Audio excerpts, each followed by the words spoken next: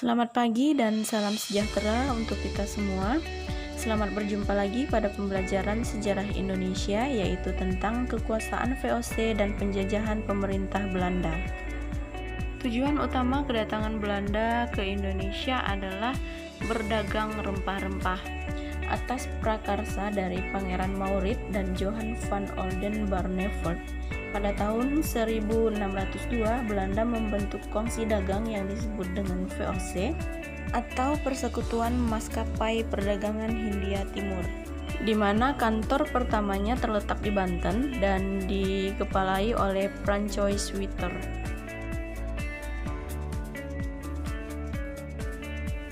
Tujuan umum kedatangan Belanda datang ke Indonesia yang pertama, menghindari persaingan di antara para pedagang Belanda sehingga mendapatkan keuntungan yang maksimal.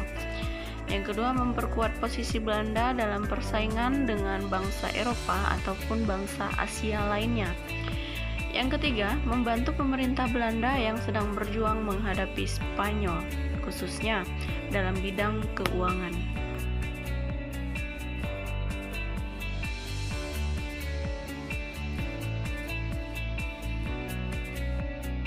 Kemudian, agar dapat melaksanakan tugas dengan leluasa, VOC diberi hak istimewa atau biasa disebut dengan hak oktrooi oleh pemerintah Belanda. Yang isinya, yang pertama adalah hak melakukan monopoli perdagangan rempah-rempah. Yang kedua ada hak untuk memiliki angkatan perang. Yang ketiga, hak untuk memerintah wilayah yang diduduki. Kemudian hak untuk mencetak uang. Selanjutnya adalah hak untuk melakukan perjanjian dengan raja-raja yang ada di Indonesia, dan yang terakhir adalah hak untuk membantu keuangan pemerintah Belanda. Pada saat itu VOC dipimpin oleh Pieter Both sebagai gubernur jenderal yang pertama. Pada tahun 1614, Pieter Both digantikan oleh Gubernur Jenderal Gerard Reyns, yaitu dari tahun 1614 sampai 1615. Namun, baru 1 tahun menjabat, Pieter Both digantikan oleh Gubernur Jenderal Laurens Reyer, yaitu dari tahun 1615 sampai 1619.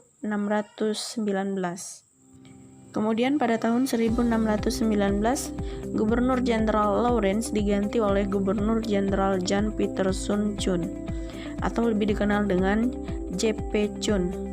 Gubernur ini dikenal sebagai gubernur yang berani dan kejam serta ambisius. Bahkan dapat dikatakan bahwa ia sebagai peletak dasar penjajahan VOC di Indonesia. Setelah ia berhasil membangun Batavia dan meletakkan dasar-dasar penjajahan, ia kemudian kembali ke negaranya pada tahun 1623. Ia menyerahkan kekuasaannya kepada Pieter de Carpentier.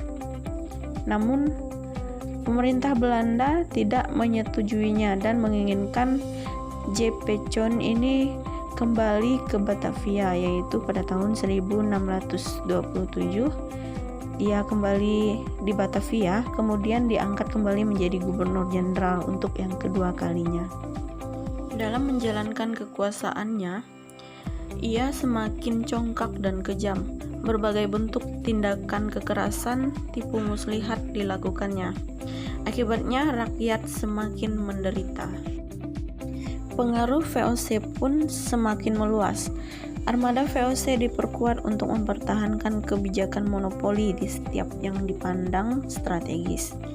VOC membangun benteng-benteng pertahanan seperti Benteng Dorset di Saparua, Benteng Nassau di Banda, Benteng New Victoria di Ambon, Benteng Oranje di Ternate, dan Benteng Rotterdam di Makassar. Berikut adalah tindakan-tindakan yang dilakukan VOC dalam melaksanakan monopoli perdagangan, antara lain: yang pertama, ekstirpasi, yaitu menebang tanaman rempah-rempah milik penduduk supaya produksi rempah-rempah tidak berlebihan. Yang kedua, pelayaran hongi, yaitu pelayaran menyusuri pantai yang dilengkapi dengan angkatan perang untuk mengawasi para pedagang Maluku. agar para pedagang tersebut tidak menjual rempah-rempah kepada orang lain selain kepada VOC. Apabila diketahui ada yang melanggarnya, maka mereka mendapatkan hukuman yang berat. Yang ketiga adalah verplicti leveranti, yaitu rakyat wajib menyerahkan pajak berupa hasil bumi di daerah yang tidak dikuasai VOC.